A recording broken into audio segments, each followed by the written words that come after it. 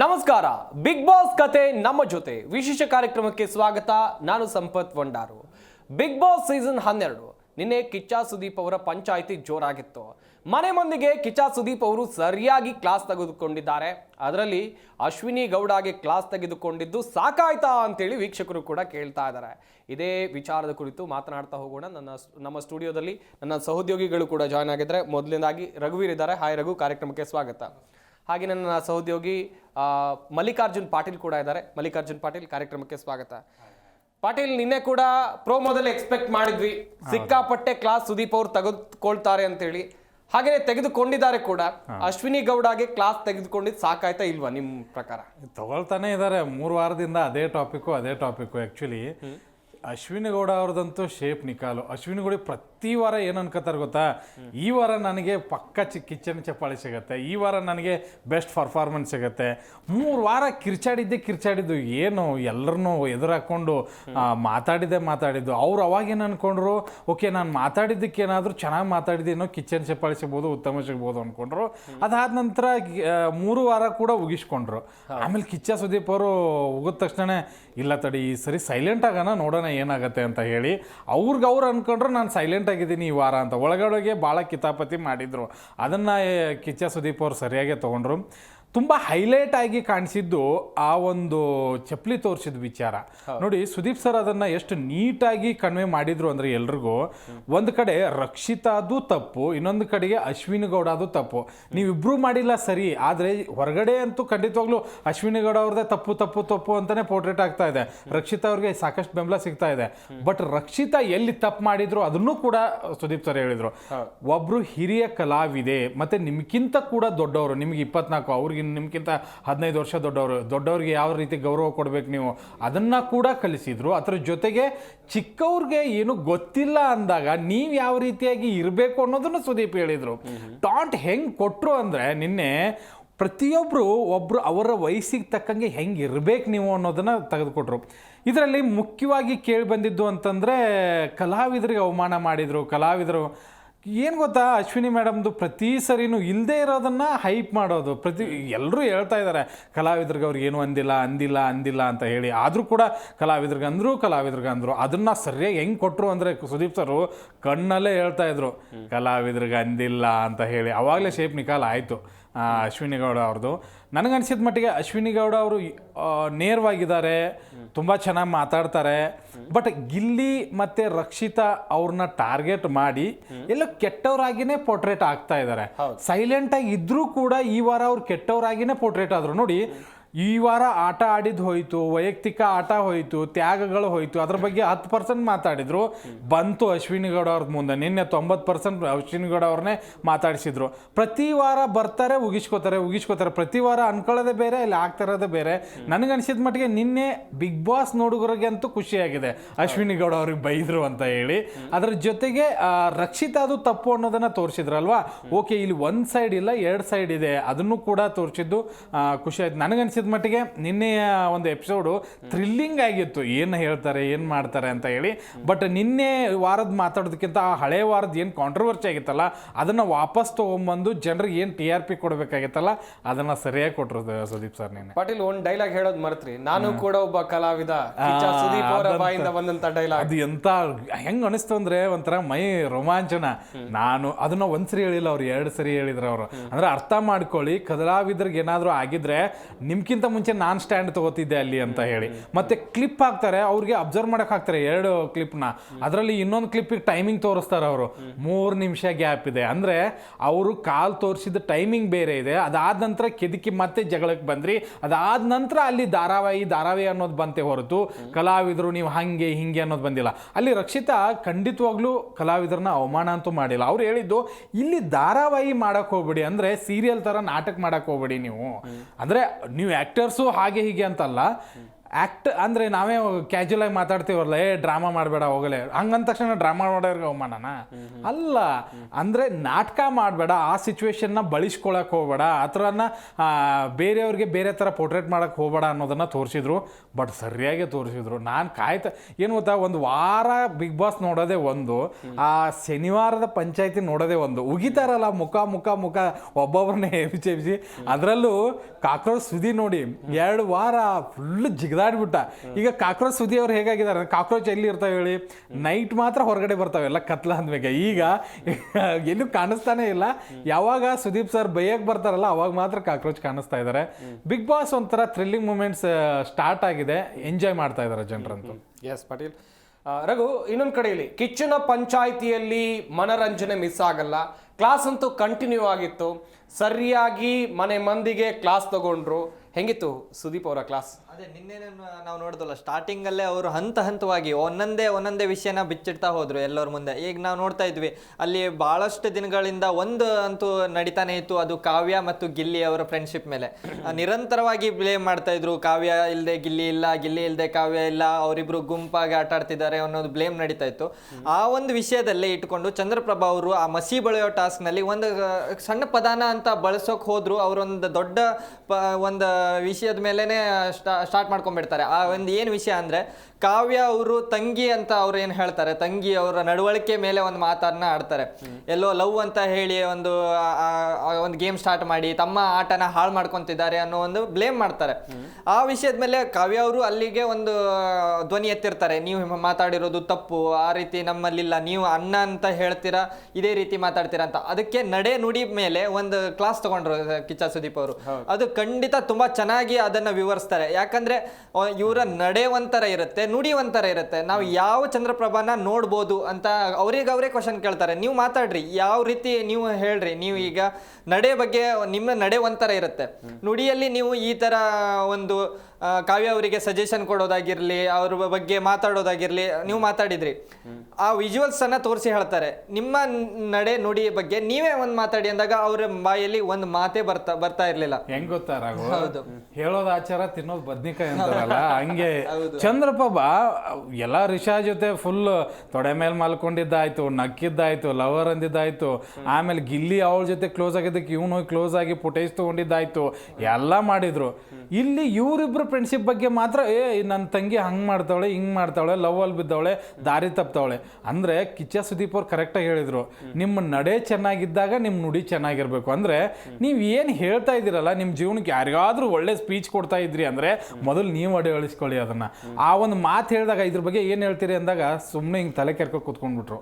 ಒಂದೇ ಒಂದು ಮಾತಿರಲಿಲ್ಲ. ಅಂದ್ರೆ ಅದ್ರ ಅರ್ಥ ಏನಂದರೆ, ಹೌದಲ್ಲ ನನ್ನ ಹತ್ರನೇ ನಾನು ಹುಳುಕಿಟ್ಕೊಂಡು ಬೇರೆಯವ್ರಿಗೆ ಅದಕ್ಕೆ ಕೇಳಕ್ಕೆ ಹೋಗ್ತೀನಿ, ಅದರಲ್ಲೂ ತಂಗಿ ತಂಗಿ ತಂಗಿ ಅಂತ.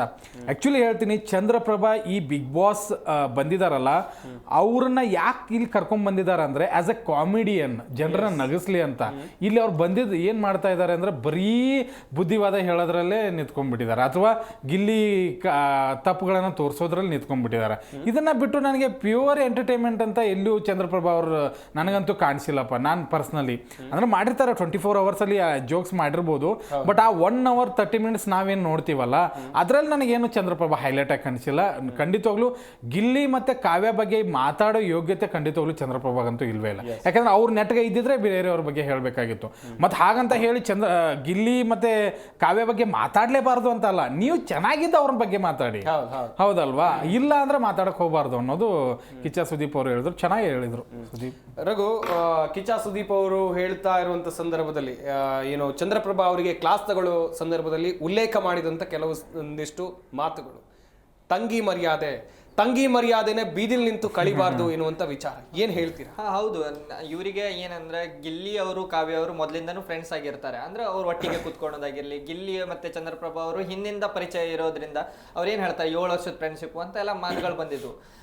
ಕಾವ್ಯ ಅವ್ರ ಜೊತೆನೂ ಅವರು ಚೆನ್ನಾಗೇ ಇದ್ರು. ಚಂದ್ರಪ್ರಭಾ ಅವರು ತಂಗಿ ಅಂತ ಹೇಳಿದ್ಮೇಲೆ ಸೈಡಿಗೆ ಕರೆದು ಅಥವಾ ಏನು, ಈಗ ಅವ್ರಿಗೆ ಒಂದು ಸ್ಟೇಜ್ ಸಿಕ್ಕಿದೆ ಅನ್ನೋ ಮಾತ್ರಕ್ಕೆ ಹೋಗಿ ಮಸಿ ಬಳಿಯೋದ್ರಲ್ಲಿ ಡಂಗೂರ ಸಾರೋದ್ರಕ್ಕಿಂತ ಹೌದು ನೀವು ಮಾಡ್ತಿರೋದು ತಪ್ಪು, ಅಂದ್ರೆ ನಿಮ್ಗೆ ತಪ್ಪು ಅನ್ಸಿದಿದ್ರೆ ಅವರಿಗೆ ಡೈರೆಕ್ಟ್ ಆಗಿ ಬಂದು ಹೇಳ್ಬೇಕಿತ್ತು.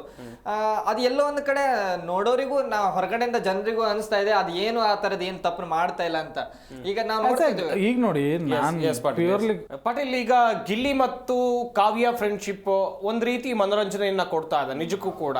ಅವರಿಬ್ರು ಜಂಟಿಯಾಗಿ ಮನೆಯ ಒಳಗಡೆ ಬಂದವರು, ಆಮೇಲೆ ಒಂಟಿ ಆಗಿದ್ದಾರೆ ಈಗ.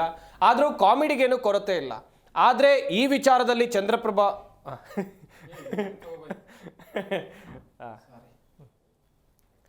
ಗಿಲ್ಲಿ ಮತ್ತು ಕಾವ್ಯ ಫ್ರೆಂಡ್ಶಿಪ್ ಬಗ್ಗೆ ಹೇಳೋದಾದ್ರೆ ಪಾಟೀಲ್, ಯಾಕಂತ ಹೇಳಿದ್ರೆ ಇಬ್ರು ಜಂಟಿಯಾಗಿ ಮನೆಯೊಳಗೆ ಬಂದವರು, ಆಮೇಲೆ ಒಂಟಿ ಆದ್ರೂ ಇಬ್ರು ಕಾಮಿಡಿ ಮಾಡ್ತಾರೆ. ಬಟ್ ಒಳ್ಳೆ ಕಂಟೆಂಟ್ ಸಿಕ್ಕಿದೆ ಆ ಜೋಡಿಯಿಂದ. ಕರ್ನಾಟಕದಲ್ಲಿ ಮನೆ ಮಾತಾಗಿದ್ದಾರೆ. ಆದ್ರೆ ಇವ್ರ ಕಣ್ಣು ಬೇರೆಯವ್ರ ಕಣ್ಣು ಇವ್ರ ಮೇಲೆ, ಮನೆಯವ್ರ ಮೇಲೆ ಇದೆ ಅನ್ನೋದು ಗ್ಯಾರಂಟಿ ಅಲ್ವಾ? ಒಂದಂತೂ ನಿಜ, ಅವ್ರು ಇನ್ನೂ ಜಂಟಿಯಾಗೇ ಇದ್ದಾರೆ. ಯಾವ ತರ ಅಂತಂದ್ರೆ ಆ ಜಂಟಿಯಾಗಿ ಬಿಗ್ ಬಾಸ್ ನ ನಡೆಸ್ತಾ ಇರೋದೇ ಅವ್ರಿಬ್ರು ಆಕ್ಚುಲಿ ಹೇಳ್ಬೇಕು ಅಂದ್ರೆ. ಇಲ್ಲಾಂದ್ರೆ ಯಾವ ನೋಡ್ತಿದ್ದ ಅದನ್ನ, ಎಲ್ಲ ಬಕ್ವಾಸ್ ಮುಖಗಳೇ ಕಾಣಿಸ್ತಾ ಇದಾರೆ ಎಲ್ರಿಗೂ. ಇವ್ರಿಬ್ರು ಇರ್ಲಿಲ್ಲ ಅಂದ್ರೆ ಎಂಟರ್ಟೈನ್ಮೆಂಟೇ ಇರ್ತಿರ್ಲಿಲ್ಲ ಅಲ್ಲಿ. ಆಸ್ ಎ ಎಂಟರ್ಟೈನ್ಮೆಂಟ್ ಆಗಿ ಚಂದ್ರಪ್ರಭಾ ಏನ್ ಮಾಡ್ತಾ ಇದಾರೆ, ಫುಲ್ ಸೀರಿಯಸ್. ಆಮೇಲೆ ಅಶ್ವಿನಿ ಗೌಡ ಅವರು ಒಂದ್ ಸ್ವಲ್ಪ ಸೀರಿಯಸ್ ಆಗಿ ಕಾಣಿಸ್ಕೊಳ್ತಾ ಇದಾರೆ. ಆಮೇಲೆ ಒಂದು ಜೋಡಿ ಲವ್ ಜೋಡಿ ಇತ್ತು, ಅದು ಒಂದ್ ವಾರಕ್ಕೆ ಬಿದ್ದೋಯ್ತು, ಅದು ಇಲ್ಲ ಈ ಸರಿ. ಆಮೇಲೆ ಉಳಿದವ್ರಂತೂ ಆಟಕ್ಕುಂಟು ಲೆಕ್ಕಕ್ಕಿಲ್ಲ. ಧ್ರುವಂತ್ ಅವರು ಎಲ್ಲೋ ಕಳೆದೋಗ್ಬಿಟ್ಟಿದ್ದಾರೆ. ಇದ್ರಲ್ಲಿ ರಕ್ಷಿತಾ, ಗಿಲ್ಲಿ ಮತ್ತೆ ಕಾವ್ಯ, ಈ ಮೂರನ್ನ ನೋಡೋದಕ್ಕೆ ಒಂದು 70-75ರಷ್ಟು ಜನ ಅಂತೂ ಖಂಡಿತವಾಗ್ಲೂ ಅಲ್ಲಿ ಇದ್ದಾರೆ, ಆ ಜನ ಇದ್ದಾರೆ. ಆದರೆ ಅವ್ರು 3 ಜನ ಇರಲಿಲ್ಲ ಅಂದಿದ್ರೆ ಪೂರ್ತಿ ಸಪ್ಪಿಯಾಗಿ ಹೋಗ್ತಿತ್ತು. ಗಿಲ್ಲಿ ಅವ್ರದ್ದು ನಿನ್ನೆ ತುಂಬಾ ಜನ ಏನು ಆರೋಪ ಮಾಡ್ತಾ ಇದ್ದಾರೆ ಅಂತಂದ್ರೆ ಓವರ್ ಆಗಿ ಕಾಮಿಡಿ ಮಾಡ್ತಾ ಇದ್ದಾರೆ. ಓಕೆ, ಒಪ್ಕೊಳ್ಳೋಣ, ಅಲ್ಲಿ ಇದ್ದವ್ರಿಗೆ ಒಂದು ಸ್ವಲ್ಪ ಇರಿಟೇಟ್ ಆಗ್ಬೋದು, ಇಲ್ಲ ಅನ್ನಲ್ಲ. ಬಟ್ ಬಿಗ್ ಬಾಸ್ ನೋಡೋದೇನಕ್ಕೆ? ಎಂಟರ್ಟೈನ್ಮೆಂಟ್ಗೆ ತಾನೆ. ಜಗಳ ಆಡೋದನ್ನ ನೋಡೋಕ್ಕಂತೂ ಇಲ್ವೇ ಇಲ್ಲ. ಆಲ್ಮೋಸ್ಟ್ ಅಲ್ಲಿದ್ದವ್ರಿಗೆಲ್ಲ ಏನು ತಲೆಯಲ್ಲಿದೆ ಗೊತ್ತಾ, ನಾನು ಜಗಳ ಆಡ್ಬೇಕಷ್ಟೇ. ಈ ವಾರ ನಾಮಿನೇಷನ್ ಆಗಿದ್ದೀನಾ, ಫುಲ್ ಜಗಳ ಆಡ್ಬಿಟ್ರೆ ಎಲ್ಲ ಕಡೆ ಕಾಣಿಸ್ಕೊಳ್ತೀನಿ. ಬಟ್ ಗಿಲ್ಲಿ ಮಾತ್ರ ತನ್ನ ಸ್ವಭಾವವನ್ನು ಮೊದಲ ದಿನ ಏನು ಅವನು ಸ್ಟೇಜ್ ಹತ್ತಿದ್ನಲ್ಲ, ಇಲ್ಲಿವರೆಗೂ ಆತನ ಸ್ವಭಾವವನ್ನು ಆತ ಬದಲಾಯಿಸ್ಕೊಂಡಿಲ್ಲ. ಓಕೆ, ಅದೇ ಕಾಮಿಡಿ, ಅದೇ ಕಾಲು ಎಳಿತಾನೆ. ಅವು ಬೇರೆಯವ್ರು ಅಂದ್ರೂ ಕೂಡ ಅದನ್ನ ಎಕ್ಸೆಪ್ಟ್ ಮಾಡ್ತಾನೆ. ಹಂಗಂತ ಹೇಳಿ ಇವನು ಮಾತ್ರ ಕಾಮಿಡಿ ಮಾಡಲ್ಲ. ಬೇರೆಯವ್ರು ಕಾಮಿಡಿ ಮಾಡಿದ್ರೆ ಅದನ್ನ ಎಕ್ಸೆಪ್ಟ್ ಮಾಡ್ತಾನೆ, ನಗಿಸ್ತಾನೆ, ಎಲ್ಲವೂ ಆಗುತ್ತೆ. ಅದ್ರ ಜೊತೆಗೆ ಕಾವ್ಯ ನೋಡಿ, ಇಷ್ಟು ಜನದಲ್ಲಿ ಎಲ್ಲರೂ ಕೂಡ ಅವ್ರಿಬ್ರದ್ದು ಫ್ರೆಂಡ್ಶಿಪ್ ಹಿಂಗೆ ಇರುತ್ತಾ, ನೋಡೋಣ, ಬೀಳ್ತಾರೆ ಎಲ್ಲವೂ ನಡೀತಾ ಇದೆ. ಬಟ್ ಕಾವ್ಯ ಹೇಳಿದ್ದು ಒಂದೇ, ಗಿಲ್ಲಿ ಹೇಗಿದ್ದಾನೆ ಅನ್ನೋದು ನನಗೆ ಗೊತ್ತಿದೆ, ನಾನು ಹೇಗೆ ಅನ್ನೋದು ಗಿಲ್ಲಿಗೆ ಗೊತ್ತಿದೆ, ನಮ್ಮಿಬ್ಬರು ಫ್ರೆಂಡ್ಶಿಪ್ ಹೀಗೆ ಇರುತ್ತೆ ಅನ್ನೋದನ್ನ ಹೇಳಿದ್ರು. ಅದ್ರ ಜೊತೆಗೆ ಗಿಲ್ಲಿ ಜೈಲ್ಗೆ ಹೋದಾಗ ಅಲ್ಲಿ ಬಂದು ಧನುಷ್ ಹೇಳ್ತಾರೆ, ನೀನೇನ್ ಬಿಡಮ್ಮ ಇವತ್ತೇ ಇಲ್ಲೇ ಇರ್ತೀಯ. ಹೌದು, ನಾನು ಇಲ್ಲೇ ಇರ್ತೀನಿ ಇವತ್ತು ಅಂತ. ಅದು ಎಷ್ಟು ಒಳ್ಳೆ ಪ್ಯೂರ್ ಫ್ರೆಂಡ್ಶಿಪ್ ಗೊತ್ತಾ. ಅಕಸ್ಮಾತ್ ಆ ಹುಡುಗಿ ಅಲ್ಲಿ ಇರಲಿಲ್ಲ ಅಂದಿದ್ರೆ ನನ್ನ ಭಾವನೆಯಲ್ಲೂ ನಾನು ಅನ್ಕೋತಿದ್ದೆ, ಈ ಹುಡುಗಿ ಯೂಸ್ ಮಾಡ್ಕೊಳ್ತಾ ಇರ್ಬೋದು ಅಂತ. ಬಟ್ ಪ್ಯೂರ್ ಫ್ರೆಂಡ್ಶಿಪ್ ಕಾಣಿಸ್ತಾ ಇದೆ. ಗಿಲ್ಲಿ ಕಾಲು ಎಳಿಬೋದು, ಲವ್ ಹಾಗೆ ಹೀಗೆ ಅಂತ ಹೇಳಿ. ಬಟ್ ಅಲ್ಲಿ ನನಗಂಥದ್ದು ಯಾವುದು ಕಾಣಿಸ್ತಾ ಇಲ್ಲ. ಆಸ್ ಎ ಕಂಟೆಂಟ್ ಆಗಿ ಆತ ಆ ಪದಗಳನ್ನ ಯೂಸ್ ಮಾಡ್ಕೋತಾ ಇರ್ಬೋದು. ಬಟ್ ಒಳ್ಳೆ ಫ್ರೆಂಡ್ಶಿಪ್ ಬಾಂಡಿಂಗ್ ಇದೆ. ರಕ್ಷಿತಾ ಕೂಡ ಅದರಲ್ಲಿ ಎಂಟ್ರಿ ನೋಡಿ. ಗಿಲ್ಲಿಗೆ ಏನೇ ಒಂದು ಸಣ್ಣ ಸಮಸ್ಯೆ ಇದ್ರೂ ಕೂಡ ಕಾವ್ಯ ಒಂದ್ ಸ್ವಲ್ಪ ಲೇಟ್ ಆಗಿ ಬರ್ಬೋದು, ಬಟ್ ರಕ್ಷಿತಾ ಫಸ್ಟ್ ಅಲ್ಲಿ ಇರ್ತಾಳೆ. ಯಾರ ಹಿಂದೆ? ಗಿಲ್ಲಿ ಹಿಂದೆ. ಯಾರೇ ಅವನಿಗೆ ತೊಂದರೆ ಮಾಡ್ತಾ ಇದ್ರು ಅಲ್ಲಿ ಹಿಂದೆ ಇರ್ತಾಳೆ. ನನಗೆ ಕಾವ್ಯನಕ್ಕಿಂತ ಇಂಪ್ರೆಸಿವ್ ಆಗಿ ಕಾಣಿಸ್ತಾ ಇರೋದು ರಕ್ಷಿತಾ. ಆಕ್ಚುಲಿ ರಕ್ಷಿತಾ ಒಳ್ಳೆ ಕಂಟೆಂಟ್ ಕೊಡ್ತಾ ಇದ್ದಾರೆ. ರಕ್ಷಿತಾ, ಗಿಲ್ಲಿ ಮತ್ತೆ ಕಾವ್ಯ ಬಗ್ಗೆ ಹೊರಗಡೆ ಒಂದು ಒಳ್ಳೆ ಪಾಸಿಟಿವ್ ಟಾಕ್ ಅಂತೂ ಖಂಡಿತವಾಗ್ಲೂ ಇದೆ. ಎಸ್ ರಘು, ಅಶ್ವಿನಿ ಗೌಡ ಮತ್ತು ರಕ್ಷಿತಾಗೆ ಕಂಪ್ಯಾರಿಸನ್ನೇ ಇಲ್ಲ ಎನ್ನುವಂಥ ವಿಚಾರ ದೊಡ್ಡ ಮಟ್ಟದಲ್ಲಿ ಚರ್ಚೆ ಆಗ್ತಾ ಇದೆ. ಯಾಕಂತ ಹೇಳಿದ್ರೆ ಅಶ್ವಿನಿ ಗೌಡ ಸೀರಿಯಲ್ ಮಾಡಿದ್ದಾರೆ, ಸಿನಿಮಾ ಮಾಡಿದ್ದಾರೆ, ಹೋರಾಟ ಮಾಡ್ಕೊಂಡು ಬಂದು ಬಿಗ್ ಬಾಸ್ ಮನೆ ಸೇರಿದ್ದಾರೆ. ಆದರೆ ರಕ್ಷಿತಾ ಅವ್ರದ್ದು ಹಾಗಲ್ಲ. ಸಾಮಾಜಿಕ ಜಾಲತಾಣದಲ್ಲಿ ವ್ಲಾಗ್ಸ್ ಮಾಡಿಕೊಂಡು, ಯೂಟ್ಯೂಬ್ ಮಾಡಿಕೊಂಡು, ಹೀಗೆ ಫೇಸ್ಬುಕ್, ಇನ್ಸ್ಟಾಗ್ರಾಮ್ನೆಲ್ಲ ವ್ಯೂಸ್ ಪಡ್ಕೊಂಡು ರಕ್ಷಿತಾನೂ ಕೂಡ ಬಿಗ್ ಬಾಸ್ ಮನೆಗೆ ಬಂದಿರೋದು. ಇಲ್ಲಿ ಅಜಗಜಾಂತರ ವ್ಯತ್ಯಾಸ ರಕ್ಷಿತಾಗೂ ಮತ್ತು ಅಶ್ವಿನಿ ಗೌಡಗೂ. ಆದರೆ ಇಬ್ರು ಇರೋದು ಒಂದೇ ವೇದಿಕೆಯಲ್ಲಿ. ಈ ಬಗ್ಗೆ ಏನ್ ಹೇಳ್ತೀರಾ ಅಂತೇಳಿ. ನನ್ನ ಪ್ರಕಾರ ಹೇಳಕ್ ಬಂದ್ರೆ ಅವ್ರ ಹಿನ್ನೆಲೆ ಏನಿರುತ್ತಲ್ಲ ಅದು ಬಿಗ್ ಬಾಸ್ ಮನೆ ಒಳಗೆ ಬರೋ ತನಕ ಅಷ್ಟೇ. ಬಂದಾದ್ಮೇಲೆ ಅಲ್ಲಿ ಎಲ್ಲರೂ ಒಂದೇ ಸಾಮಾನ್ಯ ವ್ಯಕ್ತಿಗಳ ತರನೇ ಅವ್ರ ಆಟನ ಸ್ಟಾರ್ಟ್ ಮಾಡ್ಬೇಕಾಗತ್ತೆ. ಅಲ್ಲಿ ದೊಡ್ಡವರು ಅಂತ ಹೇಳಕ್ಕಾಗಲ್ಲ, ಚಿಕ್ಕವರು ಅಂತ ಹೇಳಕ್ಕಾಗಲ್ಲ. ಅವ್ರವ್ರ ವ್ಯಕ್ತಿತ್ವಗಳ ಮೇಲೆ ಆಟ ಆಡುತ್ತೆ ಹೋಗುತ್ತೆ ಹೊರತು ಅಲ್ಲಿ ಅವರ ಹಿನ್ನೆಲೆಗಳು ಅದು ಯಾವುದಕ್ಕೂ ಲೆಕ್ಕಕ್ಕೆ ಬರಲ್ಲ ಅನ್ಕೊಂತೀನಿ. ಅದು 100 ಸಿನಿಮಾಗಳು ಮಾಡಿರ್ಬೋದು ಅಥವಾ ಇವರು ಸಣ್ಣ ಸಾಮಾಜಿಕ ಜಾಲತಾಣದಲ್ಲಿ ಮಾಡ್ಕೊಂಡು ಬಂದಿರ್ಬೋದು. ಆದ್ರೆ ಅಲ್ಲಿ ವ್ಯಕ್ತಿತ್ವಗಳು ಯಾರು ಚೆನ್ನಾಗಿದೆ, ಜನರು ಯಾರನ್ನ ಇಷ್ಟ ಇಷ್ಟಪಡ್ತಾರೆ, ಜನರಿಗೆ ಯಾರು ಎಂಟರ್ಟೈನಿಂಗ್ ಆಗಿ ಇರ್ತಾರೆ ಅನ್ನೋದ್ರ ಮೇಲೆ ಬಿಗ್ ಬಾಸ್ ನಡೆಯುತ್ತೆ ಹೊರತು ಅದೆಲ್ಲ ನಮ್ಗೆ ಬೇಕಾಗಿಲ್ಲ ಅನ್ಕೊಂತೀನಿ. ಅವ್ರು ಹೋರಾಟಗಾರ್ತಿನಾದ್ರೂ ಆಗಿರ್ಲಿ, ಆ ಹೋರಾಟಗಾರ್ತಿ ಅನ್ನೋದು ಅವರು ಈ ಮನೆಯಲ್ಲಿ ಯಾವ ರೀತಿ ತೋರಿಸ್ಕೊಳ್ತಾರೆ ಅದು ಲೆಕ್ಕಕ್ಕೆ ಬರುತ್ತೆ. ಈಗ ಅವ್ರು ಹೋರಾಟಗಾರ್ತಿ ಅಂತ ಒಂದು ಮಾತನ್ನ ಪದೇ ಪದೇ ಹೇಳ್ತಾರೆ, ಹೆಣ್ಣಿಗೆ ಅವಮಾನ ಆದ್ರೆ ನಾನು ಮೊದಲು ನಿಲ್ತೀನಿ ಅಂತಾರೆ. ಆದ್ರೆ ಹೆಣ್ಣಿಗೆ ಅವ್ರು ಅವಮಾನ ಮಾಡಿದ್ರು, ಹೆಣ್ಣಿನ ಒಂದು ಚಾರಿತ್ರ್ಯ ಓದೇನ ಅವ್ರು ಮಾಡಕ್ ಹೋದ್ರು, ಅವ್ರ ಕ್ಯಾರೆಕ್ಟರ್ ಅಸಾಸಿನೇಷನ್ ಆಗೋಕ್ ಹೋಯ್ತು. ಆದ್ರೆ ಅವಾಗ ಹೋರಾಟಗಾರ್ತಿಯವ್ರು ಎಲ್ಲಿದ್ರು?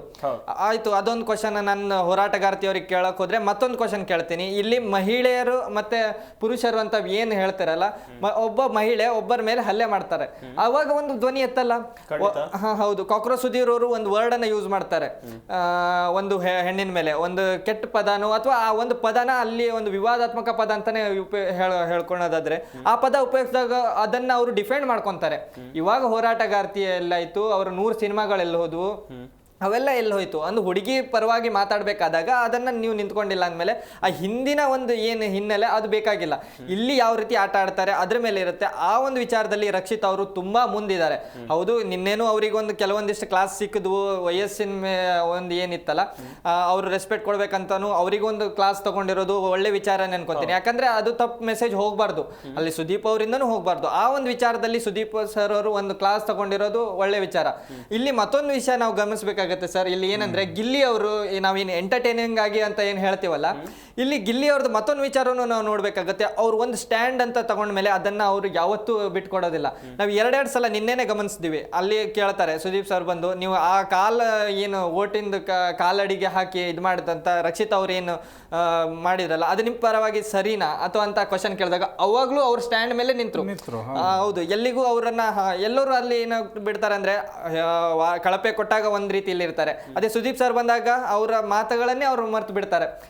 ಅಲ್ಲಿ ಸುದೀಪ್ ಸರ್ಗೆ ಮೆಚ್ಚುವಂತ ಮಾತಾಗಿರ್ಬೋದು ಅಥವಾ ಹಿಂದಿನ ಮಾತನ್ನೇ ಮರ್ತು ಬಿಡ್ತಾರೆ. ಆದ್ರೆ ಗಿಲ್ಲಿ ಅವ್ರಿಗೂ ಗೊತ್ತಿತ್ತು ರಕ್ಷಿತ್ ಅವ್ರು ಮಾಡಿರೋದು ತಪ್ಪು, ಆದ್ರೂ ಅವರು ಅಲ್ಲಿ ಅಶ್ವಿನಿ ಗೌಡ ಅವ್ರ ತಪ್ಪನ್ನೇ ಎತ್ತಿ ಹಿಡಿಯೋಕೆ ಹೋಗ್ತಾರೆ. ಅಂದ್ರೆ ಅವರು ಒಂದು ಏನ್ ಸ್ಟ್ಯಾಂಡ್ ಇತ್ತಲ್ಲ ಅದನ್ನ ಅವರು ಬಿಟ್ಕೊಡೋದೇ ಇಲ್ಲ. ಇದನ್ನ ನಾವು ಹಿಂದಿನ ವಾರದಲ್ಲೂ ನೋಡಿದ್ವಿ. ಅವ್ರಿಗೆ ಏನ್ ಸ್ಟೂಡೆಂಟ್ ಆಫ್ ದಿ ವೀಕ್ ಅಂತ ರಾಶಿಕಾ ಅವರಿಂದ ತಪ್ಪಿಸಿದ್ರಲ್ಲ, ಅದನ್ನ ಹೌದು ನಾನು ಮಾಡಿರೋದು ಸರಿನೇ, ಅಲ್ಲಿ 6 ಜನನು ನನಗೆ ವೋಟ್ ಮಾಡ್ಬೋದಿತ್ತು ಅಂತಾನೆ ಹೇಳಿ ಅವ್ರದ್ದು ಏನ್ ಸ್ಟ್ಯಾಂಡ್ ಇತ್ತಲ್ಲ ಅದನ್ನೇ ಮುಂದುವರ್ಸ್ಕೊಂಡು ಹೋದ್ರೆ ಇಲ್ಲ ಅಲ್ಲಿ ಮತ್ತೊಂದು ವ್ಯಕ್ತಿತ್ವ ಏನು ಗೊತ್ತಾಗುತ್ತಂದ್ರೆ, ಹೌದು ಇವರು ತಾವೊಂದು ಸ್ಟ್ಯಾಂಡ್ ಅಂತ ಏನ್ ತಗೊಂಡಿರ್ತಾರೆ ಅದ್ರ ಮೇಲೆ ನಿಂತ್ಕೊಳ್ತಾರೆ, ಜನರಿಗೂ ಅದನ್ನೇ ಇಷ್ಟ ಆಗುತ್ತೆ.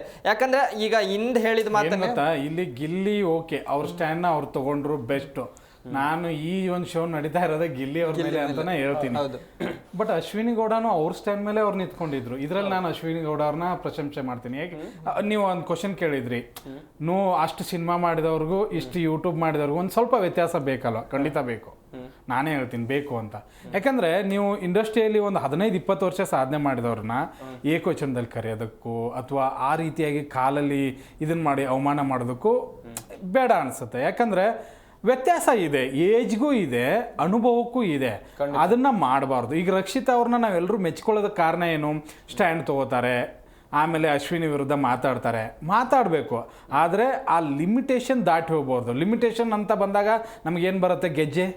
ಓಕೆ, ಅದು ಕಾಮಿಡಿ ಸ್ಟಾರ್ಟ್ ಆಯಿತು ಅವತ್ತೇ ಮುಗಿದಿದ್ರೆ ಅದು ಎಂಟರ್ಟೈನ್ಮೆಂಟ್ ಆಗಿರ್ತಿತ್ತು. ಅದು ಮುಗಿಲಿಲ್ಲ ಅವತ್ತು, ಅದು ಡ್ರ್ಯಾಗ್ ಆಯ್ತು. ಇಲ್ಲಿ ಹಾಗೆ ನೀವು ಒಬ್ಬ ವ್ಯಕ್ತಿನ ಎಷ್ಟು ಗೌರವಿಸಿ ನೋಡಿ, ಅಶ್ವಿನಿ ಗೌಡ ಎಲ್ಲರನ್ನೂ ಏಕವಚನದಲ್ಲೇ ಮಾತಾಡಿಸ್ತಾರೆ, ಬಟ್ ಅಶ್ವಿನಿ ಗೌಡ ಅವ್ರನ್ನ ಯಾರು ಏಕವಚನದಲ್ಲಿ ಮಾತಾಡ್ಸಲ್ಲ, ಅಪೋಸ್ ಮಾಡ್ತಾರೆ. ಅದನ್ನ ಎಕ್ಸ್ಪೆಕ್ಟ್ ಮಾಡ್ತಾರೆ ಅವರು. ಅಂದ್ರೆ ಈಗ ನಿಮ್ಮ ಮನೆಯಲ್ಲಿ ನಿಮ್ಮ ಅಜ್ಜ ಅಜ್ಜಿಗೆ ನೀವು ಗೌರವ ಕೊಡ್ಲೇಬೇಕಾಗತ್ತೆ, ಹಾಗಂತ ಹೇಳಿ ಅವ್ರ ಅಜ್ಜ ಅಜ್ಜಿ ಅಂತಲ್ಲ. ಒಂದು ಏಜಿಗೆ ರೆಸ್ಪೆಕ್ಟು, ಅವ್ರ ಅನುಭವಕ್ಕೆ ರೆಸ್ಪೆಕ್ಟ್ ಕೊಟ್ಟು ಮಾತಾಡೋದು ಬೆಟ್ರು ನನ್ನ ಪ್ರಕಾರ. ಹಂಗಂತ ಹೇಳಿ ಕಾವ್ಯ ಜೊತೆ ಮಾತಾಡಿದ್ರಲ್ಲ, ಅದು ನನಗೆ ಇಷ್ಟ ಆಗಲಿಲ್ಲ. ಕಾವ್ಯ ಕರೆಕ್ಟಾಗಿ ಕೊಟ್ಟರು ವಾಪಸ್. ಎಲ್ಲಿ ಸ್ಟ್ಯಾಂಡ್ ತೊಗೋಬೇಕಲ್ಲ, ನಿನ್ನೆ ನೋಡಿ ರಾಘು ಚೆನ್ನಾಗಿ ಹೇಳ್ತಾ ಇದ್ರು ಅದನ್ನ, ಗಿಲ್ಲಿ ಎಲ್ಲಿ ಸ್ಟ್ಯಾಂಡ್ ತೊಗೋಬೇಕಲ್ಲ ಅಲ್ಲಿ ಸ್ಟ್ಯಾಂಡ್ ತೊಗೋಬೇಕು ಅಂತ. ಬಟ್ ನಿನ್ನೆ ಅಶ್ವಿನಿ ಗೌಡ ಅವ್ರು ಮಾತಾಡಿದ್ ನನಗೊಂದು ಏನು ಇಷ್ಟ ಆಯ್ತು ಗೊತ್ತಾ? ಹೌದು, ನನಗೆ ಇಷ್ಟನೇ ಇರಲಿಲ್ಲ. ಇಲ್ಲಿ ಒಂದು ಪಾಯಿಂಟ್ ಆಡ್ ಮಾಡೋಕೆ ಇಷ್ಟಪಡ್ತೀನಿ ನಾನು. ಯಾಕಂತ ಹೇಳಿದ್ರೆ ಸುದೀಪ್ ಅಶ್ವಿನಿ ಗೌಡ ಇಂದ ಹಿಡಿದು ರಕ್ಷಿತಾ ತನಕ ಎಲ್ರಿಗೂ ಕೂಡ ರೆಸ್ಪೆಕ್ಟ್ ಕೊಟ್ಟೆ ಮಾತಾಡ್ತಾರೆ. ಅಶ್ವಿನಿ ಅವರೇ, ರಕ್ಷಿತಾ ಅವರೇ, ಅಷ್ಟೇ. ಹಾ, ಅದನ್ನೇ ಹೇಳ್ತಾ ಇರೋದು. ಈಗ ರೆಸ್ಪೆಕ್ಟ್ ಅನ್ನೋದು ಒಂದು ಸ್ವಲ್ಪ ಬೇಕಾಗತ್ತೆ, ಕೊಡಲೇಬೇಕು. ಬಟ್ ಅಶ್ವಿನಿ ಗೌಡ ಏನು ಗೊತ್ತಾ, ನಾನು ಕೆಲವೊಂದ್ಸರಿ ಏನು ಗೊತ್ತಾ, ಫ್ರೆಂಡ್ಶಿಪ್ಪಲ್ಲೂ ನಾವು ಹೋಗೋ ಬಾರೋ ನನ್ಕಿಂತ ಚೇತನ ನಡೆಯುತ್ತದು, ಓಕೆನಾ. ಹಂಗಂತ ಹೇಳಿ ಈಗ ನನ್ಕಿಂತ ಈಗ ರಾಗೋಗಿದ್ದಾನೆ, ಬಾರೋ ಇಲ್ಲಿ ಅಂದ, ನೀನ್ ಬಾರೋ ಇಲ್ಲಿ ಅಂದ್ರೆ ಅದು ಸರಿ ಅನ್ಸಲ್ಲ. ಅದು ಒಬ್ರಿಗೆ ಏನು ಗೌರವ ಕೊಡಬೇಕು ಅದನ್ನ ಗೌರವ ಕೊಡಬೇಕು. ಅದನ್ನ ಸುದೀಪ್ ಸರ್ ಅದನ್ನ ನೀಟಾಗಿ ಹೇಳಿದ್ರು. ಏಜ್ ಇದೆ, ಅನುಭವ ಇದೆ, ಗೌರವ ಕೊಡಿ. ಖಂಡಿತ ಅದನ್ನ ಡೈರೆಕ್ಟ್ ಆಗಿ ಹೇಳಲ್ಲ, ಅವ್ರು ದೊಡ್ಡವರು ಕೊಡು ಹಂಗೆ ಹೇಳಿಲ್ಲ, ಅವರು ಕೊಡಬೇಕು ಹಂಗೆ ಹಿಂಗೆ ಅಂತ ಒಂದು ಇಂಡೈರೆಕ್ಟ್ ಆಗಿ ಹೇಳಿದ್ರು. ಬಟ್ ಅಶ್ವಿನಿ ಗೌಡನು ಒಂದು ಸ್ಟ್ಯಾಂಡ್ ತೊಗೊಂಡ್ರು, ಅದು ಜನರಿಗೆ ತಪ್ಪಾಗಿ ಕಾಣಿಸ್ತು ಖಂಡಿತವಲ್ಲೂ. ನೀನೆ ಏನಂತ, ಹೌದು ರಕ್ಷಿತಾಗಿ ನನಗೆ ಕೊಡೋಕೆ ಇಷ್ಟ ಇಲ್ಲ. ಕ್ಯಾಶುಯಲ್ ಆಗಿ ನಮ್ಮ ಲೈಫಲ್ಲೂ ನೋಡಿ ನೀವು, ನಮ್ಗೆ ಯಾರಾದರೂ ಒಬ್ಬ ವೈರಿ ಅಂತ ಕಾಣಿಸಿದ್ರೆ ಅಥವಾ ಅವನ ಜೊತೆ ನಾವು ಜಗಳಾಡಿದೀವಿ ಅಂತ ಅನಿಸಿದ್ರೆ, ಆತ ಕೆಳಗೆ ಬೀಳೋ ತನಕನೂ ಅವ್ನು ಬಿದ್ದಾಗ ನಮ್ಗೆ ಜಾಸ್ತಿ ಖುಷಿ ಆಗುತ್ತೆ. ಅವ್ನು ಜಗಳಾಡಿದಾನೆ ಅಂದಾಗ ಅವ್ನು ಸಕ್ಸಸ್ ಸಿಕ್ಕಾಗ ನಾವು ಖುಷಿ ಪಡ್ತೀವ? ಖಂಡಿತವಾಗ್ಲೂ ಪಡಲ್ಲ. ಅದು ಆ ಮನೆಯಲ್ಲಿರುವಂಥ ಮನಸ್ಥಿತಿ ಹಾಗೆ ಮಾಡುತ್ತೆ. ರಕ್ಷಿತಾಗಿ ಸಿಗಬಾರ್ದು ಅಷ್ಟೇ ಅಶ್ವಿನಿ ಗೌಡ ಸ್ಟ್ಯಾಂಡ್ ಆಗಿತ್ತು ಅವತ್ತು. ಆದರೆ ಅದು ಹೊರಗಿನವ್ರಿಗೆ ಏನು ಕಾಣಿಸುತ್ತೆ, ನೋಡು ಅವಳು ಎಷ್ಟು ಒಳ್ಳೆ ಹುಡುಗಿ, ಪಾಪ ಇವಳು ಹೆಂಗೆ ಮಾಡ್ತಾಳೆ, ಹಿಂಗೆ ಅನಿಸುತ್ತೆ. ಬಟ್ ಅಲ್ಲಿನ ಮನಸ್ಥಿತಿಗಳನ್ನು ಅವರು ಅಶ್ವಿನಿ ಗೌಡ ಡೈರೆಕ್ಟಾಗಿ ಒಪ್ಕೊಂಡ್ರು. ಹೌದು ನನಗೆ ಅವ್ರಿಗೆ ಸಿಗೋದಕ್ಕೆ ಇಷ್ಟ ಇರಲಿಲ್ಲ, ಅದಕ್ಕೋಸ್ಕರ ನಾನು ಹಾಗೆ ಮಾಡಿದೆ ಅಂತ ಹೇಳಿ ಅದಕ್ಕೂ ಒಂದು ಸ್ವಲ್ಪ ಉಗಿಸ್ಕೊಳ್ಳಿ ಬಿಡಿ ಅಂತ ಅಂದೆ. ಹೌದು, ಅಲ್ಲಿ ಏನಾಗ್ಬಿಡುತ್ತಂದ್ರೆ ಸರ್, ಅದು ಪರ್ಸನಲ್ ಆಗಿರಲ್ಲ. ಅಲ್ಲಿ ಅಶ್ವಿನಿ ಅವ್ರದ್ದು ಮತ್ತೆ ರಕ್ಷಿತಾ ಅವರಿಗೆ ಆಗಿರಲ್ಲ, ಅಲ್ಲಿ ಒಂದು ಟೀಮ್ ಅಂತ ಇದ್ ಮಾಡ್ಬೇಕಾದಲ್ಲಿ. ಬಟ್ ಅಲ್ಲಿ ಏನ್ ಬರುತ್ತೆ ಗೊತ್ತಾ, ನಾನು ಅಷ್ಟೇ. ಹೌದು, ಅಶ್ವಿನಿ ಗೌಡ ಅವ್ರದ್ದು ಹೆಂಗ್ ಗೊತ್ತಾ, ನಾನು ಅನ್ನೋದು ಇರ್ಬೇಕು. ಪಾಟೀಲು ಇಲ್ಲಿ ಪ್ರತಿ ವಾರದ ಪಂಚಾಯತಿ, ಕಿಚ್ಚನ ಪಂಚಾಯತಿ ಎಲ್ಲವೂ ಕೂಡ ನೋಡ್ಕೊಂಡು ಬರ್ತೀವಿ. ಇಬ್ರಿಗೂ ಕೇಳ್ತಾ ಇರೋಂಥ ಪ್ರಶ್ನೆ, ಅಶ್ವಿನಿ ಗೌಡಗೆ ಕಿಚ್ಚ ಸುದೀಪ್ ಅವರು ತುಂಬಾ ಕ್ಲಾಸ್ ತಗೊಳ್ತಾರೆ, ತುಂಬಾ ಹೇಳ್ತಾರೆ, ಅದು ಎಲ್ಲದಕ್ಕೂ ಸಾರಿ ತಪ್ಪಾಯ್ತು ತಿದ್ಕೊಳ್ತೀನಿ, ಇದೇ ಉತ್ತರನಾ? ಸುಮ್ಮನೆ ಬಿಗ್ ಬಾಸ್ ಮನೆ ಮುಂದೆನೆ ಬರದ್ ಬಿಡ್ಬೇಕು ಒಂದು ದೊಡ್ಡ ಬೋರ್ಡ್, ಸಾರಿ ಇದನ್ನ ಹಿಡ್ಕೊಂಡು ವೀಕೆಂಡಲ್ಲಿ ಕುತ್ಕೊಂಡ್ಬಿಡ್ಬೇಕು ಎಲ್ರು. ಬರೀ ಅದೇ ಇರುತ್ತೆ, ಎಲ್ರು ಕಾಕ್ರೋಚ್ ಸುದಿಯಿಂದ ಹಿಡ್ಕೊಂಡು ಈಚೆ ಕಡೆ ಸೂರಜ್ ತನಕ sorry sir sorry sir sorry sir, ಮತ್ತೆ ಅದೇ ವಾರ ಮತ್ತೆ ಅದೇ ರಾಗ ಅದೇ ತಾಳ ಎಲ್ಲರದು. ಒಬ್ರದ್ದು ಅಷ್ಟು ಹೇಳಿ ಹೋಗಿರ್ತಾರೆ ಸುದೀಪ್ ಸರ್, ನಿಮ್ಮ ಸ್ಟ್ಯಾಂಡ್ ನೀವು ತಗೊಳ್ಳಿ, ಬೇರೆಯವ್ರಿಗೆ ಆಡಬೇಡಿ, ಗ್ರೂಪಿಸಮ್ ಮಾಡ್ಕೊಳ್ಳಿ ಬಿಡಿ ನಿಮ್ಮ ಆಡಿ, ಆಮೇಲೆ ನೀವು ಒಬ್ಬರೇ ಕಪ್ಪೊಯ್ಯೋದು, ಇದನ್ನೆಲ್ಲ ಹೇಳಿದ್ರು. ಅದು ನಾಯಿ ಬಾಲ ಡಂಕು ಅಂದಂಗೆ ಮತ್ತೆ ಒಂದು ಸುದೀಪ್ ಸರ್ ಬಂದು ಹೋದ್ಮೇಲೆ ಅದೇ ಕತೆ, ಅದೇ ರಾಗ, ಅದೇ ನಾಟಕ. ಒಂದು ಏನು ಅಂತಂದರೆ, ಎಲ್ರಿಗೂ ನಿಮ್ಮ ತಪ್ಪು ತೋರಿಸಿದಾಗ ಅವ್ರಿಗೆ ಅವಾಗ ಗೊತ್ತೇ ಇರೋದಿಲ್ಲ. ಶನಿವಾರ ಬರೋ ತನಕ ಅವ್ರ ತಪ್ಪು ಅವ್ರಿಗೆ ಗೊತ್ತಿರಲ್ಲ. ನೀವು ಹಿಂಗೆ ಮಾಡಿದ್ರಲ್ಲ ಒಂದು, ಅಯ್ಯೋ ಹೌದಲ್ಲ ನಾನು ಹಿಂಗೆ ಮಾಡಬಾರ್ದಾಗಿತ್ತು, ಹಿಂಗೆ ಈ ಆ್ಯಕ್ಷನ್ಗಳು ಇರ್ತವೆ ಎಲ್ಲರದು. ಮತ್ತು ಈ ಸರಿ ಅಂತೂ ಡಮ್ಮಿ ಪೀಸ್ಗಳನ್ನ ನಾನು ನೋಡ್ತಾ ಇದ್ದೀನಲ್ಲ, ಎಲ್ಲರೂ ಅವರೇ ನನಗೆ ಸ್ಟ್ರಾಂಗ್ ಅಂತ ನನಗೆ ಕಾಣಿಸ್ತಾ ಇರೋದೇ ಒಂದು 4-5 ಜನ. ಒಂದು ಗಿಲ್ಲಿ, ಎರಡನೇದು ಅಶ್ವಿನಿ ಗೌಡ, ಮೂರನೇದು ಕಾವ್ಯ, ಆಮೇಲೆ ರಕ್ಷಿತಾ. ಇದನ್ನ ಬಿಟ್ಟರೆ ಭಾಳ ಅಂತ ಕಾಣಿಸಿದ್ರೆ ಧನುಷ್ ಒಂದು ಸ್ವಲ್ಪ ಓಕೆ. ಆ ಸೂರಜ್ ಮತ್ತೆ ಕಾಣಿಸಿದ್ರು, ರಿಷಾ ಜೋಡಿ ಕಾಣಿಸ್ತು, ಸಡನ್ಲಿ ಒಂದೇ ವಾರಕ್ಕೆ ಮರೆಯಾಗಿ ಬಿಡ್ತದು. ಪ್ರತಿ ಸೀಸನ್ ಅಲ್ಲೂ ಲವ್ ಸ್ಟೋರಿಗಳು ನೋಡ್ತಾ ಇದ್ವಿ, ಬಟ್ ಈ ಸರಿ ಕಾಣಿಸ್ತಾ ಇಲ್ಲ. ಅಷ್ಟರ ಮಟ್ಟಿಗೆ ನನಗೆ ಬೇಜಾರಾಗತ್ತೆ. ಮತ್ತೆ ಇರ್ಲೇಬೇಕಲ್ಲ, ಒಂದು ಫಿಲ್ಮ್ ಅಂದ ತಕ್ಷಣ love story, fight, villain, hero, comedian, mixed masala ಇರ್ಬೇಕು. ಈ ಸರಿ ಏನ್ ಗೊತ್ತಾ, ಪ್ರತಿ ಸರಿ ಹೀರೋ ವಿಲನ್ ಎಲ್ಲ ಕಾಣಿಸ್ತಾ ಇದ್ರು, ಬಟ್ ಈ ಸರಿ ಕಾಮಿಡಿಯನ್ ಒಬ್ಬ ಹೀರೋ ಆಗಿ ಕಾಣಿಸ್ತಾ ಇದ್ದಾನೆ. ರಘು ಹೇಳ್ತಾ ಇದ್ರಿ, ಒಂದ್ ಕಡೆಯಲ್ಲಿ ಹೈ ಡ್ರಾಮಾದ ವಿಚಾರವಾಗಿ, ಅಶ್ವಿನಿ ಗೌಡ ವಿಚಾರವಾಗಿ ಅದನ್ನೇ ಕಂಟಿನ್ಯೂ ಮಾಡ್ತಾ ಹೋಗೋದಾದ್ರೆ, ಅದೇ ಅಶ್ವಿನಿ ಗೌಡ ಅವರು ಏನು, ಅವ್ರದ್ದು ಒಂದು ವ್ಯಕ್ತಿತ್ವ ಏನಂತ ಹೇಳಿದ್ರೆ, ಅವರು ಬೇರೆಯವರಿಂದ ಎಕ್ಸ್ಪೆಕ್ಟೇಷನ್ ಮಾಡ್ಕೊಳ್ತಾರೆ, ಅದರ ಬಗ್ಗೆ ತಪ್ಪಿಲ್ಲ. ಅವರು ವಯಸ್ಸಿಗೆ ಅಷ್ಟು ಅವ್ರಿಗೆ ಕೊಡಬೇಕಾದಂಥ ಮರ್ಯಾದೆ ಕೊಡಬೇಕು. ಆದ್ರೆ ಅದೇನು ಸುದೀಪ್ ಸರ್ ಅವರು ನಿನ್ನೆನೂ ಅದನ್ನೇ ಒಂದು ಕ್ವಶನ್ ಕೇಳ್ತಾರೆ. ಜಾನ್ವಿ ಮತ್ತೆ ಅಶ್ವಿನಿ ಗೌಡ ಅವರು ಸೇರಿನೇ ಒಂದು ಏನು ಮನರಂಜನೆ ಅಂತ ಮಾಡಕ್ ಹೋದ್ರು, ಆ ಗೆಜ್ಜೆ ಏನು ಇಶ್ಯೂ ಇತ್ತಲ್ಲ, ಅದನ್ನ ನಿಮ್ಮ ಮೇಲೆ ಯಾಕೆ ಅದು ಕಂಟಿನ್ಯೂ ಆಯ್ತು, ಅದಕ್ಕೆ ರಕ್ಷಿತಾ ಅವರಿಗೂ ಮರ್ತಿದ್ದಾರೆ. ಅಲ್ಲಿ ಜಾನ್ವಿ ಅವರಿಗೆ ಯಾಕೆ ಅಲ್ಲಿಗೆ ಮುಗೀತು ಅಂತ ಕೇಳಕ್ ಬಂದ್ರೆ, ನನ್ನ ಪ್ರಕಾರ ಹೇಳಕ್ ಬಂದ್ರೆ ಅದಕ್ಕೆ ಒಂದೇ ರೀಸನ್ ಅಂದ್ರೆ, ಅದನ್ನ ಅವರು ಡ್ರ್ಯಾಗ್ ಮಾಡಿರೋದು ಅಶ್ವಿನಿ ಗೌಡ ಅವರು. ಒಂದು ಚಿಕ್ಕ ಹುಡುಗಿ ಅಂತ ಏನು ಇದ್ಲಲ್ಲ, ಅವಳ ಮೇಲೆ ಸಿಕ್ಕಾಪಟ್ಟೆ ಆಗಿ ಪರ್ಸನಲ್ ಆಗಿ ಟಾರ್ಗೆಟ್ ಮಾಡ್ತಾರೆ. ಅವರನ್ನ ಬಾಯಿಗೆ ಬಂದಂಗೆ ಮಾತಾಡೋದಾಗಿರ್ಲಿ, ಅದು ಒಂಥರ ರೀತಿಯಲ್ಲಿ ಯಾವಳೆ ನೀನು, ಆ ತರ ಪದಗಳನ್ನ ಅವರನ್ನ ಬಳಸ್ತಾರೆ, ತೀರಾ ಟಾರ್ಗೆಟ್ ಮಾಡ್ತಾರೆ. ಅದನ್ನು ಸಹಿತ ಸುದೀಪ್ ಸರ್ ಅವರು ಅಲ್ಲೇ ಒಂದು ಉತ್ತರ ಕೊಡ್ತಾರೆ. ನೀವೊಂದು ಬೆಕ್ಕನ್ನ ನೀವು ಅದಕ್ಕೆ ತೊಂದರೆ ಕೊಟ್ಟು ಅದನ್ನೇ ಬೆಕ್ಕನ್ನೇ ಹುಲಿಯಾಗಿ ಪರಿವರ್ತನೆ ಮಾಡ್ತೀರಿ. ಅದು ಹುಲಿ ಬೆಕ್ಕಿಗೆ ಗೊತ್ತಿರೋದು ಒಂದೇ, ಅದನ್ನ ರಿಯಾಕ್ಟ್ ಮಾಡ್ಕೊಳ್ಳೋದು ರೀತಿನೂ ಒಂದೇ. ಈಗ ರಕ್ಷಿತಾ ಜಾಗದಲ್ಲಿ ಯಾರೇ ಇದ್ರು ಅದೇ ರೀತಿ ರಿಯಾಕ್ಟ್ ಮಾಡ್ತಾರೆ. ಅಲ್ಲಿ ದೊಡ್ಡವರು ಸಣ್ಣವರು ಅಂತ ನೋಡಕ್ ಆಗಲ್ಲ. ಯಾಕಂದ್ರೆ ತೀರಾ ಅವರಿಗೆ ಮನಸ್ಸಿಗೆ ನೋವು ಕೊಟ್ರು, ಸಿಕ್ಕಾಪಟ್ಟೆ ಅವರಿಗೆ ಟಾಸ್ಕ್ ವಿಚಾರದಲ್ಲಾಗಿರ್ಲಿ, ಮತ್ತೆ ಆ ಒಂದು task student of the week task ಇತ್ತಲ್ಲ ಸರ್, ಅಲ್ಲೂ ಅವರನ್ನ ಸುಮಾರು ಟಾರ್ಗೆಟ್ ಮಾಡಿರ್ತಾರೆ ರಾಶಿಕಾ ಅವರು ಕೆಲವೊಂದಿಷ್ಟು ವಿಚಾರದಲ್ಲಿ. ಮತ್ತೆ ಹೋಗೇ ಬಾರೆ ಅಂತ ಹೇಳಿ, ನೀನ್ ಯಾವಳೆ ಅಂತ ಇದ್ ಮಾಡೋದು. ರಕ್ಷಿತನ್ ಖಂಡಿತವಾಗ್ಲು ಎಲ್ಲರೂ ಟಾರ್ಗೆಟ್ ಮಾಡ್ತಾರೆ. ಪಾಪ ಆ ಹುಡುಗಿ ಮಾತ್ರ ಜೆನ್ಯೂನ್ ಆಗಿ ಆಡ್ತಾ ಇದೆ. ಒಂದೇನು ಅಂತಂದ್ರೆ ಎಲ್ಲಾದ್ರೂ ಗಿಲ್ಲಿಗೆ ತೊಂದರೆ ಆಗ್ತಾ ಇದೆ ಅಂದ್ರೆ ಅಲ್ಲಿ ಹೋಗ್ತಾರೆ, ಇಲ್ಲ ಅಂದ್ರೆ ಯಾರಾದ್ರೂ ತಪ್ಪು ಮಾಡ್ತಾ ಇದ್ರೆ ಮಾತ್ರ ಧ್ವನಿ ಎತ್ತಾರೆ. ಹಾಗಾದ್ರೆ ರಕ್ಷಿತಾ ಡ್ರಾಮಾ ಮಾಡ್ತಿಲ್ವಾ? ಇಲ್ಲ, ಖಂಡಿತ ಇಲ್ಲ ಸರ್. ನನಗೆ ನೋಡಿದಂಗಂತೂ ಡ್ರಾಮಾ ಅನಿಸ್ತಾ ಇಲ್ಲಪ್ಪ. ಒಳ್ಳೆಯವರು ಬಹಳ ಒಳ್ಳೆಯವರು ಅಂತ ನಾನೇನು ಹೇಳ್ತಾ ಇಲ್ಲ, ಗೇಮಿಗೆ ಬೇಕಾದಂತ ಗೇಮ್ ಆಡ್ತಾ ಇದಾರೆ ಇಲ್ಲ ಅನ್ನಲ್ಲ. ಬಟ್ ಸೀಸ್ ಫೇಕ್ ಅಂತ ನಾನು ಎಲ್ಲೂ ಅನ್ಸಲ್ಲ. ಆ ಮುಖದಲ್ಲೂ ಕಾಣಿಸಲ್ಲ, ಅವ್ರ ನಡವಳಿಕೆಯಲ್ಲೂ ಕಾಣಿಸಲ್ಲ. ಫೇಕ್ ಅಂತೂ ಅಲ್ವೇ ಅಲ್ಲ, ಒಳ್ಳೆ ಆಟ ಅಂತೂ ಖಂಡಿತವಾಗ್ಲೂ. ನನ್ನ ಪ್ರಕಾರ ಸರ್, ರಕ್ಷಿತ್ ಅವರು ಏನ್ ಎಲ್ಲರದು ಕನ್ನಡ ಜನತೆ ಅವರದ್ದು ಮನಸ್ಸು ಗೆದ್ದಿದ್ದಾರೆ ಅನ್ನೋದು ಒಂದೇ ಒಂದು ರೀಸನ್ ಹೇಳ್ಬಿಡ್ತೀನಿ. ಅದೇನಂದ್ರೆ ಸರ್, ಗಿಲ್ಲಿ ಅವ್ರ ಮೈ ಮೇಲೆ ಕೈ ಮಾಡ್ತಾ ಇರ್ತಾರೆ, ಹಲ್ಲೆ ಮಾಡ್ತಾ ಇರ್ತಾರೆ. ಅಲ್ಲಿ ಯಾರು ಒಬ್ರು ಬಂದು ರಿಷಾ ಅವರನ್ನ ತಡೆಯೋ ವಿಚಾರವಾಗ್ಲಿ ಮಾಡಿಲ್ಲ, ಬಂದು ಮಾತಾಡೋ ವಿಚಾರನೂ ಯಾರು ಮಾಡ್ಲಿಲ್ಲ. ಅಲ್ಲಿ ಬಂದು ರಿಷಾ ಅವರು ಅಲ್ಲಿ ಇದ್ ಮಾಡ್ಬೇಕಾದ್ರೆ ಅಲ್ಲಿ ಬಂದಿರೋಂತ ಮೊದಲನೇ ಸ್ಪರ್ಧಿ ರಕ್ಷಿತಾ ಅವರು. ಕಾವ್ಯನು ಬರ್ತಾ ಇದ್ರು, ಬೇಗ ಅದು ಮುಗೀತು. ಅಲ್ಲಿ ಬಂದು ಅವ್ರು ಇದು ಮಾಡ್ಬೇಕಾದ್ರೆ ಅದೊಂದು ಮೀಮ್ ಆಗ್ತಾ ಇದೆ ಗೊತ್ತಾ ನಿಮ್ಗೆ?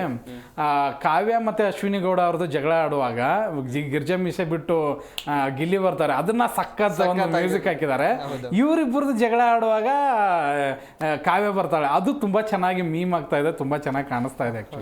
ಮನೆಯ ಮೂಲ ನಿಯಮ ಉಲ್ಲಂಘನೆ ಆಗಿದೆ ರಿಷಾ ಗಿಲ್ಲಿ ಹೊಡೆದು. ಬಟ್ ಅದ್ರ ಬಗ್ಗೆ ಸುದೀಪ್ ಅವರು ನಿನ್ನೆ ಎಪಿಸೋಡ್ ಅಲ್ಲಂತೂ ಕ್ಲಾಸ್ ತಗೊಂಡಿಲ್ಲ. ಇವತ್ತು ಹೈ ಆಗಿರತ್ತ ಹೇಗೆ? ಇಲ್ಲ, ಇವತ್ತು ಕ್ಲಾಸ್ ಜೊತೆ ಮಾಸು ಇರುತ್ತೆ ಇವತ್ತು. ಆಕ್ಚುಲಿ ಬೆಳಗ್ಗೆ ಪ್ರೋಮೋ ಬಿಟ್ಟಾಗ್ಲೇ ಅನ್ಕೊಂಡೆ ಸಖತ್ತಾಗಿದೆ ಇವತ್ತು ಅಂತ ಹೇಳಿ. ಅಳ್ತಾ ಇದ್ದಾರೆ ರಿಷಾ. ಒಂದೇನು ಗೊತ್ತಾ, ಮೂಲ ನಿಯಮ ಒಬ್ಬರ ಮೇಲೆ ಕೈ ಮಾಡಬಾರ್ದು, ಅಶ್ಲೀಲ ಪದಗಳನ್ನು ಬಳಸಬಾರ್ದು, ಇನ್ನೂ ಸಾಕಷ್ಟು ಇದ್ದಾವೆ. ಬಟ್ ಇವೆರಡು ಇಂಪಾರ್ಟೆಂಟ್. ರಿಷಾ ಅದನ್ನ ಎರಡೂ ಮಾಡ್ತಾ ಇದ್ದಾಳೆ. ಆ್ಯಕ್ಚುಲಿ ಸೂರಜ್ನ ನೋಡಿ, ನಿನ್ನ ಕಳ್ಳ ನನ್ನ ಮಗ, ಆ ನನ್ನ ಮಗ, ಈ ನನ್ನ ಮಗ, ಈ ಭಾಷೆನೂ ಬಳಸ್ತಾ ಇದ್ದಾರೆ. ಅದರ ಜೊತೆಗೆ ಹೊಡೆದಿದ್ದು ಆ್ಯಕ್ಚುಲಿ ಗಿಲ್ಲಿ ಅನ್ನೋ ಕಾರಣಕ್ಕಾಗಿ ಸುಮ್ಮನಿದ್ದಾರೆ. ಗಿಲ್ಲಿ ಯಾಕೆ ಅಂದರೆ ಅದನ್ನು ಆತ ಕಾಮಿಡಿ ಮಾಡ್ತಾನಲ್ವ, ಅದನ್ನು ಆತ ಯಾರಾದರೂ ಮಾಡಿದರೆ ನೀಟಾಗಿ ತೊಗೊಂಡು ಸುಮ್ಮನೆ ಆಗಿಬಿಟ್ಟ. ಬಟ್ ಬೇರೆಯವರು ಆಗಿದ್ದರೆ ಅದನ್ನು 100% ದೊಡ್ಡ ಇಶ್ಯೂ ಮಾಡ್ತಾಯಿದ್ರು. ಆ್ಯಕ್ಚುಲಿ ಅದು ಸುದೀಪ್ ಸರ್ ಒಂದು ಪಾಯಿಂಟ್ನ ಹೇಳಿದರು, ಅದು ಮನೆಯಲ್ಲಿ ಯಾವುದೂ ದೊಡ್ಡ ಇಶ್ಯೂ ಆಗಲಿಲ್ಲ, ಬಟ್ ಹೊರಗಡೆ ಆಗಿದೆ. ಯಾಕಂದರೆ ಮನೆಯಲ್ಲಿ ಆ ಇಶ್ಯೂಗೆ ಕಾರಣ ಆದವರು ಗಿಲ್ಲಿ ಅದನ್ನು ಅಲ್ಲೇ ತೊಗೊಂಡು ಅಲ್ಲೇ ಬಿಟ್ಬಿಟ್ರು, ಅವ್ರು ಜಾಸ್ತಿ ಡ್ರ್ಯಾಗ್ ಮಾಡೋದಕ್ಕೆ ಹೋಗಲಿಲ್ಲ. ಬಟ್ ಹೊರಗಡೆ ಆಗಿದೆ, ಅದನ್ನು ಇವತ್ತು ನಾನು ಪಾಯಿಂಟ್ ಔಟ್ ಮಾಡ್ತೀನಿ ಅಂತ. ಬಟ್ ಒಂದು ಯೆಲ್ಲೋ ಮತ್ತು ರೆಡ್ ಕಾರ್ಡ್ ಇಟ್ಟಿದ್ದಾರೆ, ಈಗ ಮನೆಯವ್ರ ಮೇಲೆ ಇದೆ. ನನಗನ್ಸಿದ ಮಟ್ಟಿಗೆ ಒಂದು ವಾರ್ನಿಂಗ್ ಕೊಡ್ತಾರೆ, ಓಕೆ ಇರಲಿ ಅಂತ ಹೇಳಿ. ಬಟ್ ಆ ವಾರ್ನಿಂಗ್ನ ಅವ್ರು ಎಷ್ಟು ತಗೋತಾರೆ ನೋಡಬೇಕು. ರಿಷಾ ನನಗನ್ಸಿದ ಮಟ್ಟಿಗೆ ಜಗಳ ಆಡಿದ್ರೇ ನಾನು ಕಾಣಿಸ್ಕೊಳ್ತೀನಿ ಅನ್ನುವಂಥ ಲೆಕ್ಕಕ್ಕಿದ್ದಾರೆ. ಅದನ್ನು ಬಿಟ್ಟು ಅವ್ರೇನಾದರೂ ಒಂದು ಸ್ವಲ್ಪ ನಾರ್ಮಲ್ ಆದರೆ ಒಂದು 4 ದಿನ ಬದುಕ್ತಾರೆ, ಇಲ್ಲ ಅಂದರೆ ಮತ್ತೆ ಹೊರಗಡೆ ಬರೋದು ಗ್ಯಾರಂಟಿ. ರಘು, ರಿಷಾ ಜಗಳದಿಂದ ಮನೆಯವರಿಗೆ ಮಾತ್ರ ಅಲ್ಲದೆ ವೀಕ್ಷಕರಿಗೂ ಕೂಡ ಕಿರಿಕಿರಿ ಆಗ್ತಾ ಇದೆಯಾ?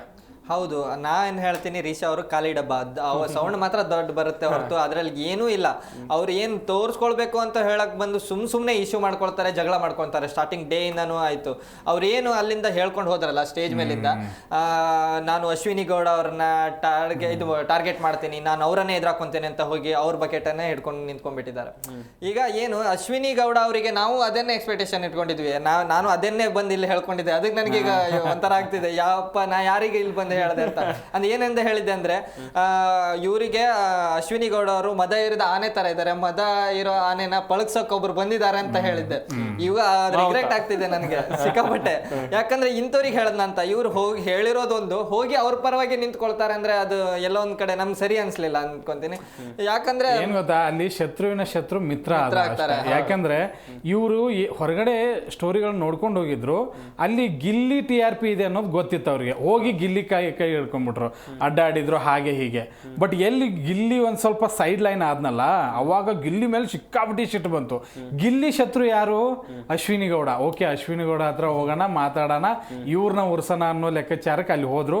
ಬಟ್ ಪಾಪ ನೋಡಿ, ಈಗ ಇವನಿಗೂ ಅನ್ನಿಸ್ತಾ ಇತ್ತು, ಮೊದಲು ಬಂದಾಗ ಇವ್ರ ವಿರುದ್ಧನೇ ಹೋಗ್ತೀನಿ ಅಂತಂದ್ರು, ಈಗ ಅವ್ರ ಪಕ್ಕನೇ ಹೋಗಿ ಕೂತ್ಕೋತಾರೆ ಅಂತ ಹೇಳಿ ಅವರು ನೆಗೆಟಿವ್ ಆಗಿ ಕಾಣಿಸ್ಕೊಳ್ತಾ ಇದ್ರು. ಹಾಗಂತ ಹೇಳಿ ನಾನು ಇಲ್ಲಿ ಪ್ಲಸ್ಸು ಹುಡುಕ್ತೀನಿ ಅವ್ರದ್ದು, ಯಾಕೆ ಅನ್ನೋದು ಹೇಳ್ತೀನಿ.